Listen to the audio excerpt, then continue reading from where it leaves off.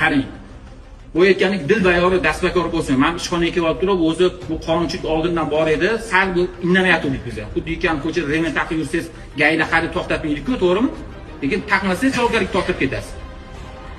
Xuddi shunga o'xshab turib, aslida O'zbekiston Respublikasi hududida diniy materiallarni tarqatishingiz uchun din ishlari bo'yicha qo'mitaning xulosasini olishingiz kerak. Lekin biz indamayapmiz.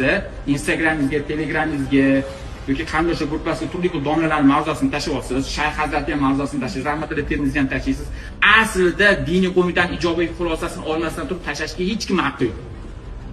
Qani diniy erkinlik desangiz, davlat aytayotgan rasmiy ahli ilmlar bo'ladigan bo'lsa, mana bu yerdagi diniy bo'shliqni Muslim o'zidan, Islom o'zidan, rasmiy imomlardan o'zing o'rgan, o'zing o'qi, o'zing podpisчик bo'l o'sha kanalga, lekin u kanalni ichidagi narsalarni olib turib tashlama. O'zingni vijdon erkinligini, mana bu yerdagi bo'shlikni to'ldirishingga men sharoitlar beraman. Lekin tashlama birovga deyaptilar. Tushunarli-a? Rasmiy mavzularni ham tashlamanglar. Instagramga, Telegramga qo'ymang, u tarqatishga tushadi. Tushunarli-a?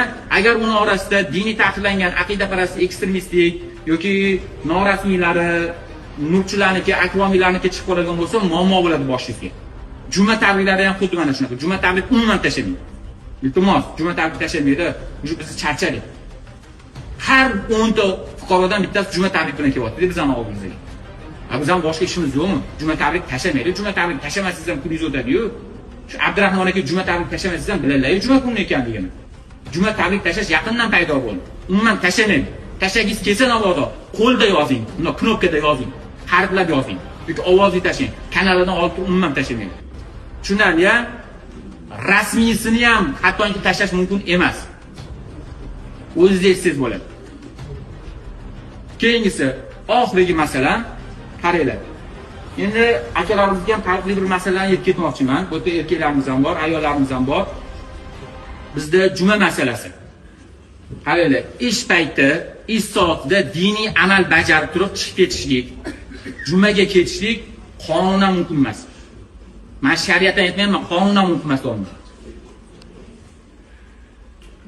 Akalar, men bu Hindistonlik talaba deganimda mana shu narsa bo'ldiki, bu sal chaliroq olib ketib qoldi.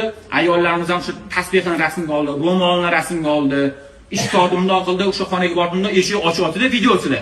Yopiq, juma kuni soat mana ish payti ish joyida yo'q, diniy amal bajarishga ketgan degandagi kompromant deydi-ku, narsani yig'gan. Masala nima bo'ldiki, "Davay, menga ham ruxsat bersa, men ham ibodatimni qilishim uchun mana bu narsani qo'yishim kerak." 3 mingta bizni talabalar shu o'qiyaptimi? 3 mingta Krishnadigan Xudoni qo'yamiz degan masala ko'tarildi. Men oddiy gapni gapirmayman, tushuninglar akalar. Agarda har bitta odam diniy amalni bajarish uchun chiqib ketadigan bo'lsa, nima bo'ladi? Muammo bo'ladi bizda. Biz jumaga qarshi emasmiz akajonlar.